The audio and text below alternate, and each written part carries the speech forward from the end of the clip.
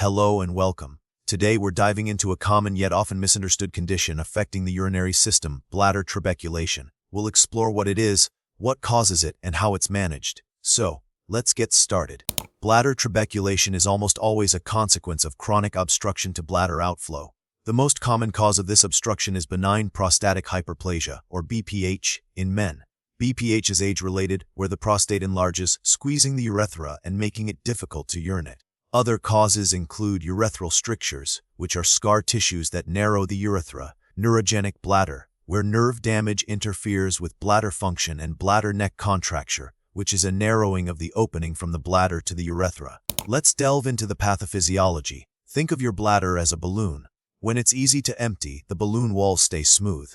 But if you keep pinching the neck of the balloon while trying to inflate it, the balloon walls will start to bulge and thicken in certain spots. This is exactly what happens in bladder trabeculation. The bladder muscle, called the detrusor muscle, works harder to push urine out against the obstruction. Over time, this extra effort causes the muscle to thicken and form ridges and columns, known as trabeculae, on the inner bladder wall. This thickening reduces the bladder's elasticity and capacity, ultimately affecting its ability to store and empty urine effectively.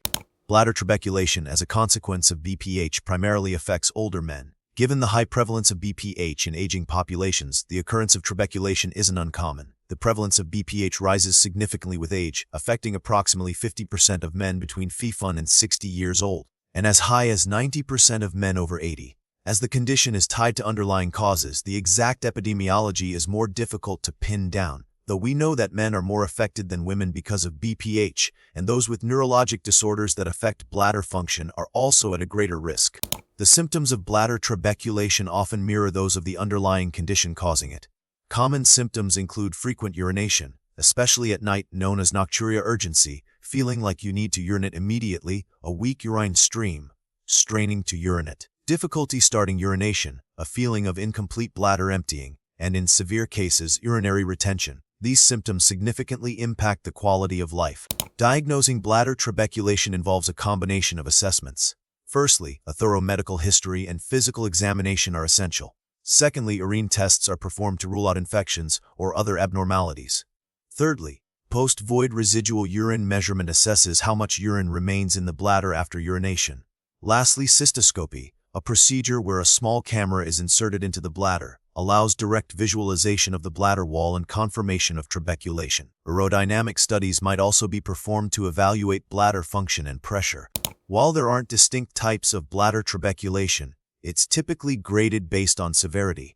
Mild trabeculation involves subtle ridges, while severe trabeculation presents with prominent columns and diverticula, which are small pouches that form in the bladder wall. This grading helps guide treatment decisions. Treatment for bladder trabeculation focuses on addressing the underlying cause. For BPH, medications like alpha blockers and 5-alpha reductase inhibitors can help relax the prostate muscles and shrink the prostate gland respectively.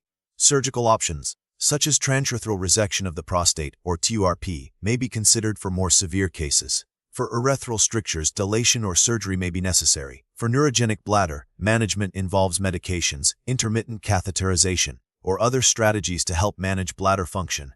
Lifestyle modifications such as timed voiding and fluid management may also be beneficial. Preventing bladder trabeculation involves managing the underlying risk factors. Early detection and management of BPH are crucial. Regular check-ups and discussions with a healthcare provider about urinary symptoms can help catch problems early. Maintaining a healthy lifestyle, including a balanced diet and regular exercise, may also contribute to overall urinary health.